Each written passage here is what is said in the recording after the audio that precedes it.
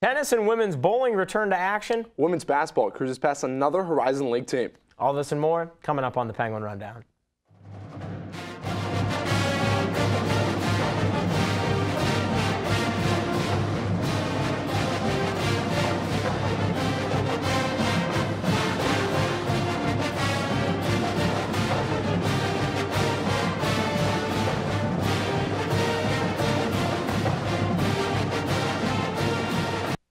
Welcome back, Penguin Nation. Week number 2 of this spring semester. And Mike, do we already have a lot to get into in the world of sports? We do. Before we get into that, I'd like to say it's nice to be back with you. It's our first time hosting since you cut your hair. I did. Thank you for noticing. That was a big life decision for you, wasn't it? It was traumatic, but I think we came through it beautifully, and it looks like we're okay. I'm still sitting here. I'm proud of you. It means a lot. No problem. Coming from you, Mike. No problem. And you just talked about women's basketball's on what, a 3-game win streak? 3-game win streak. Women's bowling's back, so lots going on, but I think first you're going to talk to us about track and field. You guessed right, Mike. 6 Penguins placed first, with 4 others finishing in the top 3 at the Doug Raymond Invitational this past Saturday at Kent State University. For the women, Amber Ells and Shanera Lacey took first in the 60-meter hurdles and high jump respectively, while the brothers Chad and Carl Zallo claimed the top spots in the 60-meter hurdles and dash. The Penguins will now return to the track this Friday, January 20th in the Watts, as the Gwins will host 20 other schools in the YSU College Invitational. Running events are slated to start at 1 p.m. with field events beginning at 2. After starting off Horizon League play 0-3, head coach John Barnes and the YSU women's basketball team are now on a 3-game win streak in conference play. First, the Gwins made short work of UIC, cruising to a 70-54 win, thanks in large part to the play of Morgan Bruner. The walk-on freshman took full advantage of her first career start, scoring a career-high 20 points while going 5 for 9 from behind the arc. On Saturday, YSU 17 second-half points from Allison Smolinski and another 17 from Morgan Bruner to outlast Valparaiso 76-70. Mary Dunn also had an efficient game, scoring 18 points on 6 of 12 shooting and blocked 3 shots in YSU's win over the Crusaders. Dunn currently leads the Penguins in scoring, averaging just a shade over 13 points per game. Now, to complete the 3-game sweep, the Penguins hosted Cleveland State on Martin Luther King Day, as we take a look at the highlights. Pick it up inside the Beagley Center in the first quarter, where India Benjamin finds Allison Smolinski for 3 left wide open, and we're going to hear a lot of her name throughout these highlights, putting the Penguins up 17-15. Then Cleveland State would answer with Nicolette Newman finding Kayla Livingston into Alexis Eccles, who finishes with a strong move over Morgan Olson. She finished with 7 points. In the second quarter, Jenna Hirsch finds Morgan Bruner, who drives and has the nice pass to India Benjamin, who finishes the layup in traffic. She finished with 20 points and 7 assists. The third quarter, it belonged all to YSU, and more specifically to Allison Smolinski. In the left corner, left wide open again, she knocks it down, putting the Penguins up by 7. Then again, Cleveland State would answer. YSU would be out to a lead, but Kayla Livingston would answer for the Vikings, driving hard on India Benjamin, gets the and one. She finished with double digits. But like we said, the third quarter was all Smolinski. Hirsch to Smolinski again in the left corner, open for 3, knocks it in. She finished with 5 3-pointers in the quarter. Here's her last one in the third, left open again. Cleveland State just didn't want to guard her, and she knocks it in for 5 3-pointers in the game, 8 on the game, 30 points on the night. And it was by this time, it was pretty much all YSU, but Shawnee Apshaw will finish the layup. She had 18 points. And then right before the buzzer in the third, Mary Dunn with the pull-up 15-footer. No good, but Morgan Bruner with 9 rebounds beats the buzzer with the floater. The Penguins, they beat the Vikings 92-67. Now, YSU's bench outscored the Vikings 40-11, and as we said, it was a big part of that was Allison Smolinski. She came off the bench to score a career-high 30 points and tied the school record by making 8 threes. YSU will now hit the road for a brief 2-game road trip beginning this Friday, when the Gwins will travel to Detroit and Mercy to take on the Titans. That game will be available live on ESPN3 and the Watch ESPN app.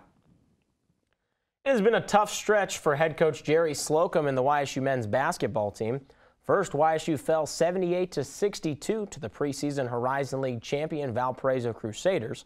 Then the Penguins fell just short in overtime 92-89 to the UIC Flames. A big reason the Penguins had a chance late in this one was Cameron Morris. The junior scored 40 points for the second time this season and the third time in his career, going 6 of 12 from beyond the arc. Morris's 3 40-point games tie him for the third most in school history.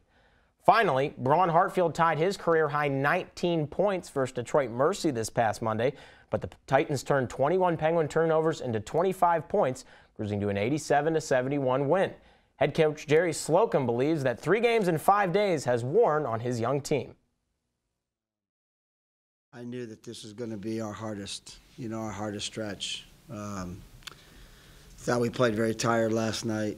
Had a lot of really good looks that we didn't kick in. Then you're up Thursday morning at 6 o'clock to fly to Green Bay, and then they might be changing our game time because of the Green Bay game. Milwaukee wants to play the game at noon.